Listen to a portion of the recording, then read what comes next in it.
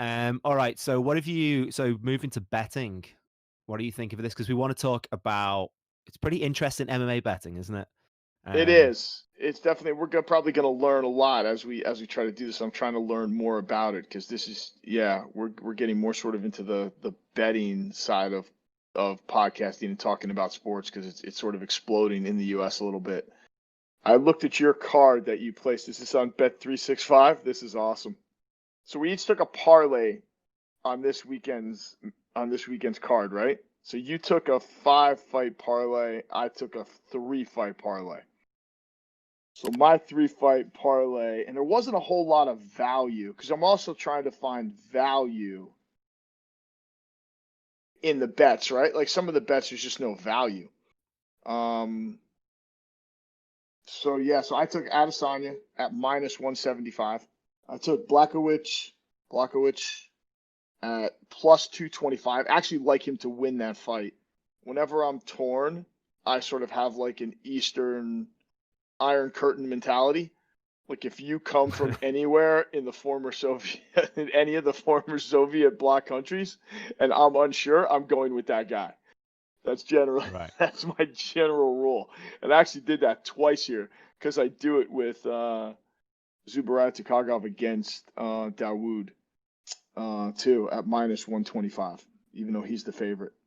So I put all three on a parlay, trying to maximize my value. So a bit $20 parlay for me pays 185.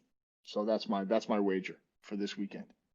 With MMA, I've been watching it that long now that these ridiculous odds that they always come up with, it just blow my mind. Like, I mean, the greatest example of it is Holly Holm versus Ronda Rousey, where Holly Holm was an 8-1 underdog.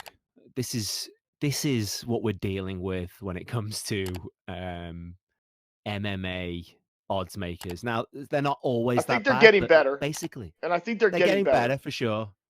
For sure. I mean, everyone got wound up in that hype of Ronda Rousey, but um, you regularly see. So, for example, we've got Diego Sanchez versus Jake Matthews, so that's 6-1.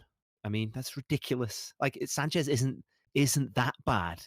He always ends up pulling something out at different points in his career, and I'm guessing this Jake Matthews is an up and comer. I have no idea who any of these guys are, but basically, whenever I see a 3-1 odds on any fight, and if I can get three of those results, I'm doing a parlay, regardless of who's fighting and regardless who that's for. Because at the end of the day, it's a fight, and 3-1, I think, is more often wrong than it's correct.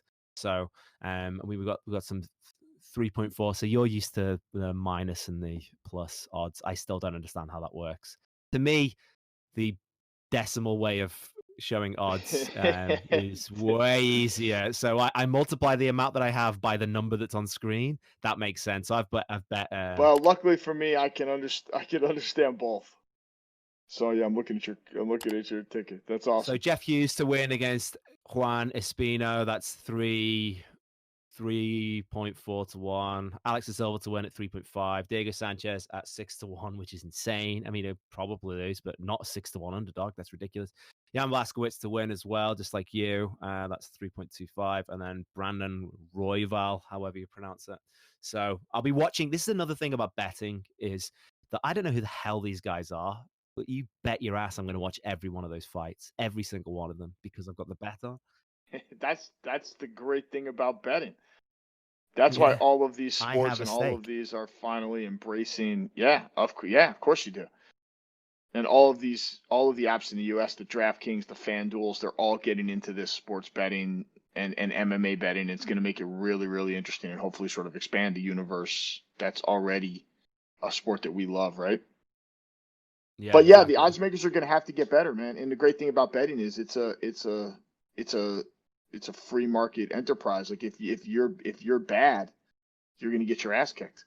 I've got 5 faults. I've got one bet on every single one of them coming in, and that's a 5 fault for £5. That's 696-1, and then I've got 5 4-fold bets, so different combinations. Every combination of 4 wins there, and they're at £1 each.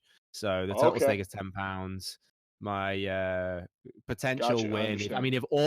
if all 5 of those fights come in, I win £4,500, which is, let's be honest, one of these days that's going to come in. This is generally how I bet MMA and sports, and all my friends laugh at me and make fun of me. I'm taking the 3, 4 longest shots I can find and trying to wrap them into a Yeah, ridiculous parlay that pays me the biggest bang for my buck for the exactly. $10. Yeah, it's I'm not awesome. risking a lot to win, maybe a little. I'll risk a tiny amount, and I want the Hail Mary, everything comes in, greatest night of my life.